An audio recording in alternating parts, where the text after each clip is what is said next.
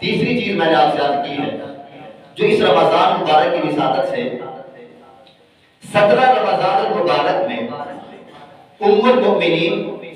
سیدہ اما عائشہ صدیقہ رضی اللہ تعالی عنہ کی وفات ہے 17 رمضان المبارک میں حضرت اما عائشہ رضی اللہ تعالی، یہ چند باتیں جو میں بیان کر رہا ہوں ہم ان کو ذہن نشین کریں اور کبھی بھی نہ بھولنے پائیں ہمیں 17 رمضان مبارک کے مہینے میں حضرت اما عائشہ صدیقہ رضی اللہ تعالی عنہ کی وفات ہے یہ ام المؤمنین ہے آپ علیہ السلام کی ازواج مطہرات میں سے ہے اور حضرت اما عائشہ صدیقہ رضی اللہ تعالی عنہ حضرت ابو بکر صدیق رضی اللہ عنہ کی صاحبزادی ہے حضرت ابو بکر صدیق رضی کی صاحبزادی ہے اور حضرت اما عائشہ صدیقہ رضی اللہ تعالی عنہ کا نکاح حضور رحمت عالم صلی اللہ تعالی علیہ وسلم سے ہوا اور یہاں یہ بات بھی ہم ذہن میں رکھ لیں آپ علیہ السلام کا حضرت اما عائشہ صدیقہ رضی اللہ تعالی عنہ سے ابھی نکاح نہیں ہوا تھا حضرت جبریل امین علیہ السلام آپ علیہ السلام کے پاس حاضر ہوتے ہیں اور ایک خوبصورت قسم کی تصویر آپ علیہ السلام کو دکھایا اور آپ علیہ السلام سے عرض کیا کہ اللہ کے رسول اس عورت سے آپ کا نکاح ہونے والا ہے تصویر بھی دکھائی اور یہ عرض کیا اللہ کے رسول اس عورت سے آپ کا نکاح ہونے والا ہے تو پھر اللہ کی مرضی سے پھر حضرت اما عائشہ صدیقہ رضی اللہ تعالی عنہا سے ام المؤمنین آپ علیہ السلام کا سیدہ عائشہ صدیقہ سے نکاح ہوا مرضی کس کی تھی اللہ تعالیٰ کی ذات کی پیغام کس نے بھیجا اللہ تعالیٰ کی ذات نے پیغام بھیجا اور حضرت اما عائشہ صدیقہ رضی اللہ تعالی عنہا سے آپ علیہ السلام کا نکاح ہوا تو یہ بات ہمارے ذہن میں آئی حضرت اما عائشہ صدیقہ رضی اللہ عنہ سے نکاح کرانے والی ذات کون سی تھی اللہ تعالیٰ کی ذات اللہ تعالیٰ کی ذات نے اپنے محبوب کا حضرت اما عائشہ صدیقہ سے نکاح کرایا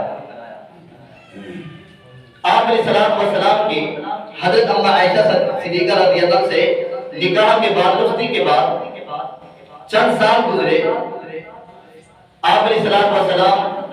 صحابہ کرام بھی ساتھ ہیں اور اما عائشہ صدیقہ رضی اللہ عنہ بھی ساتھ ہیں سفر پہ جاتے ہیں راستے میں پڑاؤ کیا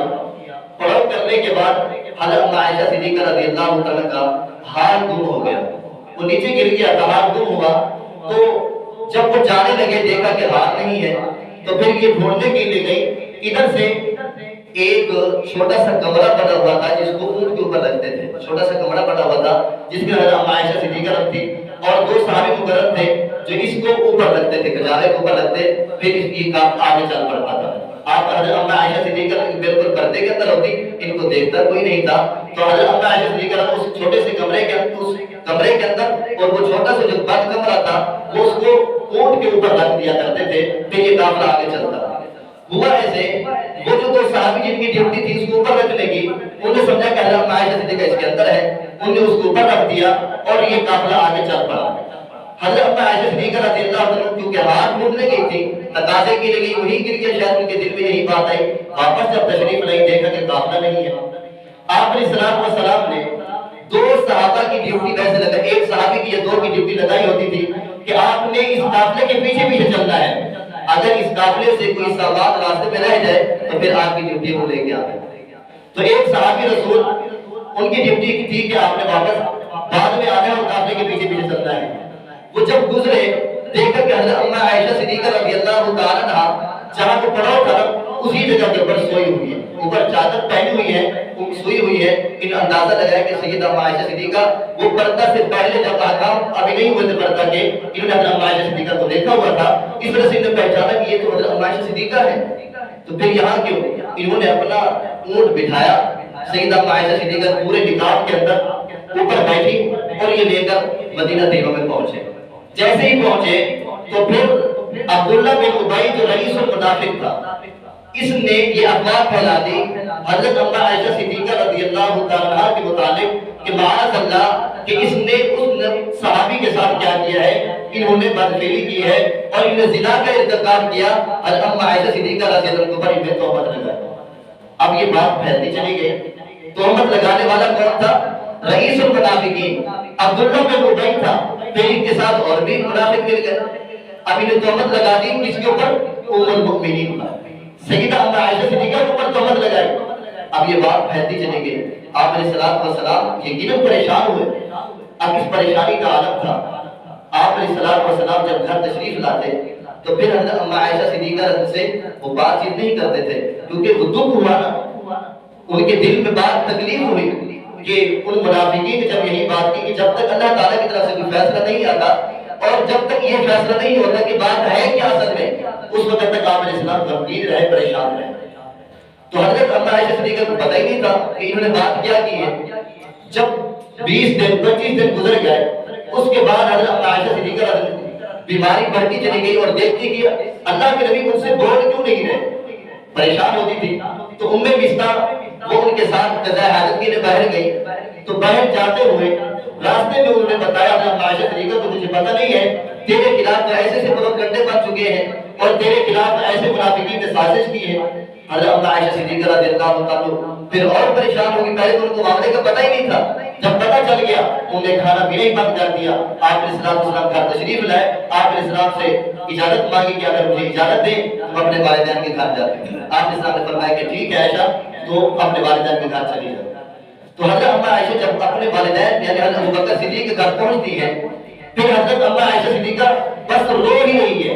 کھانا پینا کچھ نہیں ہے، رو رہی ہے، ہر وقت رو رہی ہے. ان کے والدین کہہ رہے ہیں کہ بیٹی یہ کیا کر رہی ہے، لیکن اس کے باوجود حضرت اما عائشہ رونے میں مصروف ہے، رو رہی ہے کہ یہ میرے ساتھ کیا معاملہ ہو گیا. حضرت حضور علیہ السلام نے مسجد نبوی میں صحابہ کرام سے چند صحابہ سے پوچھا، حضرت علی رضی سے پوچھا، حضرت صدیق اکبر سے تو نہیں پوچھا کیونکہ ان کی بیٹی تھی، حضرت عمر، حضرت عثمان غنی، ان صحابہ کرام سے پوچھا. جب حضرت علی رضی اللہ عنہ، حضرت عمر رضی اللہ عنہ سے جب آپ علیہ السلام نے پوچھا کہ اے عمر تیرا کیا خیال ہے عائشہ کے متعلق، کیا اس نے یہ غلطی کی ہوگی؟ حضرت عمر رضی اللہ عنہ نے جملہ دیا نا، یقیناً ہم مسلمانوں کے دلوں کے لیے بہت بڑا سبب ہے. فرمائے کہ آپ اللہ کے رسول مجھے ایک دو باتوں کا جواب دیجیے. آپ علیہ السلام سے پوچھا کہ اللہ کے رسول آپ یہ بتائیں کہ آپ کا نکاح عائشہ کے ساتھ کرنے والا کون ہے؟ آپ کا نکاح عائشہ کے ساتھ کس نے کیا ہے؟ آپ علیہ السلام نے فرمایا کہ اے عمر اللہ تعالیٰ کی ذات نے خود نکاح کیا، اللہ تعالیٰ کی ذات نے خود میرا عائشہ کے ساتھ نکاح پڑھایا. تو پھر حضرت عمر رضی اللہ عنہ نے عرض کیا اللہ کے رسول کہ وہ اللہ جو ایک ناپاک مکھی کو آپ کے بدن پہ بیٹھنے کو گوارا نہیں کرتے، اگر وہ عائشہ ناپاک ہوتی تو آپ کے بستر پر کیسے بن جاتے؟ یہ میرے آپ کے سمجھنے کے لیے جملہ ہے. حضرت عمر رضی اللہ عنہ نے عرض کیا اللہ کے رسول وہ اللہ جو آپ کے اوپر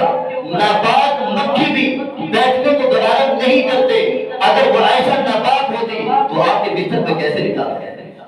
حضرت حضور علیہ السلام کے دل میں کچھ نرمی آئی. انہوں نے کہا کہ عمر تیری بات ٹھیک ہے. پھر اس کے بعد اللہ رب العزت نے حضرت اما عائشہ صدیقہ رضی اللہ عنہ کے حق میں سورۃ نور کی 17 آیات نازل فرمائی. 17 1 2 3 4 5 نہیں 17 آیات نازل فرمائی. فرمایا کہ اللہ رب العزت نے کہ وہ لوگ الذین یرمون المحصنات غافلات مؤمنات لعنوا فی الدنیا والآخرہ، وہ لوگ جن میں ایک مومنہ عورت پر جو بالکل غافل ہے، اس کو گناہوں کی حاجت بھی نہیں ہے اور کبھی اس نے گناہ کیا نہیں، اس کے دل میں کبھی گناہ کا خیال بھی نہیں آیا. الذین یرمون المحصنات الغافلات، جو پاک دامن عورت ہے اور اس نے کبھی گناہ کا اس کے دل میں خیال بھی نہیں آیا، اس کے اوپر کیا کی تہمت لگائی. اللہ لعنوا فی الدنیا والآخرہ، ایسے لوگوں کے اوپر اللہ کی لعنت دنیا میں بھی ہے اور آخرت میں بھی ہے. اللہ رب العزت نے قرآن پاک کی 17 آیات نازل فرمائی حضرت اما عائشہ صدیقہ رضی اللہ عنہ کی حق میں. پھر ان منافقین کے منہ پہ تماچا لگا، پھر ان کو پتا چلا کہ اللہ رب العزت کی طرف سے فیصلہ آیا. پھر ان کے اوپر کوڑے بھی لگائے گئے اور اللہ تعالیٰ کی طرف سے فیصلہ ہوا کہ عائشہ یہ پاک دامن ہے. اللہ رب العزت نے اگر اپنے محبوب کے لیے حضرت اما عائشہ کو چنا ہے، یقیناً وہ پاک دامن تھی، ذرا برابر بھی ان کے دل میں غلطی کا خیال بھی نہیں تھا. تو آج ہم مسلمانوں کے دل میں یہ بات ہونی چاہیے کہ حضرت اما عائشہ صدیقہ رضی اللہ تعالیٰ ہم مسلمانوں کی ماں ہیں. قرآن پاک میں فرمایا وَأَزْوَاجُهُ أُمَّهَاتُهُمْ،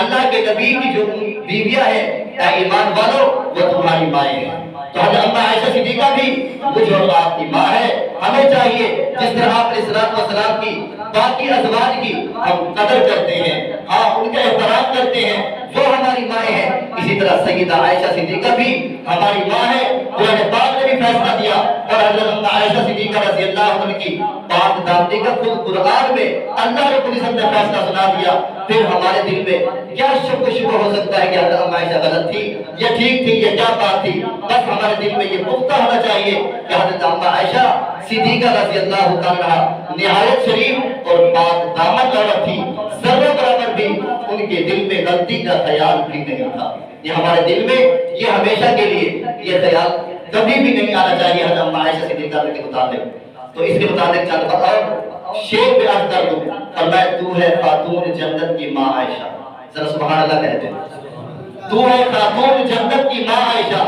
تجھ سا اس دنیا میں کہاں عائشہ، کہتے سبحان اللہ۔ تو ہے خاتون جنت کی ماں عائشہ، تجھ سا اس دنیا میں کہاں عائشہ، تیری پاکیزگی اور تقدیس کا ہے گواہ خود خالق کے دو جہاں عائشہ۔ ہاں تیری پاکیزگی اور تقدیس کا ہے خود گواہ خالق کے دو جہاں عائشہ۔ ہاں قرآن میں خود بتایا ہمیں، قرآن میں رب تعالیٰ نے خود بتایا ہمیں، ہم سبھی مومنوں کی ہے ماں عائشہ۔ اللہ تعالیٰ سے دعا ہے اللہ تعالیٰ سب کو عمل کی توفیق عطا فرمائے۔ سب سنت ہے۔